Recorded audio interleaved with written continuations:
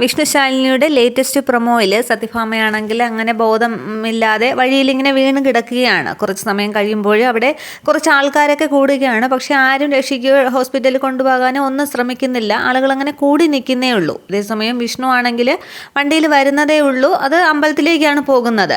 തുടർന്ന് അതുവഴി ശാലിനിയുടെ വണ്ടിയാണ് വരുന്നത്. അന്നേരം ആൾക്കൂട്ടം കൂടി നിൽക്കുന്നത് കണ്ടിട്ട് വണ്ടി നിർത്തുന്നുണ്ട്. ചന്ദ്രബോസും ശാലിനിയും ഒക്കെ വണ്ടിയിൽ നിന്ന് ഇറങ്ങുകയാണ്. അന്നേരമാണ് താഴെ തറയിൽ വീണ് കിടക്കുന്ന ഭാമയെ കാണുമ്പോൾ ശാലിനി കാണുന്നത്. തുടർന്ന് ഭാമയുടെ അടുത്തേക്ക് ചെന്ന് തറയിൽ ഇരിക്കുന്നുണ്ട് ശാലിനി. എന്നിട്ട് ആദ്യമൊക്കെ വിളിക്കാനൊക്കെ ശ്രമിക്കുന്നുണ്ട്. പക്ഷേ ഭാമയ്ക്ക് ബോധമില്ലല്ലോ. അതിനുശേഷം സത്യഭാമയുടെ കൈ പിടിച്ചിട്ട് പൾസ് ഉണ്ടോ എന്നിങ്ങനെ ശാലിനി നോക്കുകയാണ്. അതിനുശേഷം ശാലിനി അന്തം വിട്ട് നിൽക്കുന്നതായിട്ടാണ് കാണിക്കുന്നത്. അതിനുശേഷം ചന്ദ്രബോസിനെ ഇങ്ങനെ നോക്കുകയാണ്. പക്ഷേ ചന്ദ്രബോസിൻ്റെ മുഖത്ത് ആകെ ഒരു സന്തോഷമാണ്. ഇനി സത്യഭാമ തീർന്നോ എന്നുള്ള ഒരു സന്തോഷത്തിലാണ് ചന്ദ്രബോസ് നിൽക്കുന്നത്. അത്രയുമാണ് പ്രൊമോയിൽ കാണിക്കുന്നത്.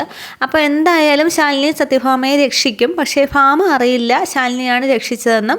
പിന്നീട് ഇനി അമ്പലത്തിൽ പോകുമ്പോൾ വിഷ്ണുവിനെ കാണുമോ എന്നുള്ളതൊക്കെ ഫുൾ എപ്പിസോഡ് വരുമ്പോൾ കാണാം. എന്തായാലും ശാലിനിയും വിഷ്ണുവും നേർക്കുനേർ എന്നൊരു പ്രൊമോ വന്നിട്ടുണ്ട്.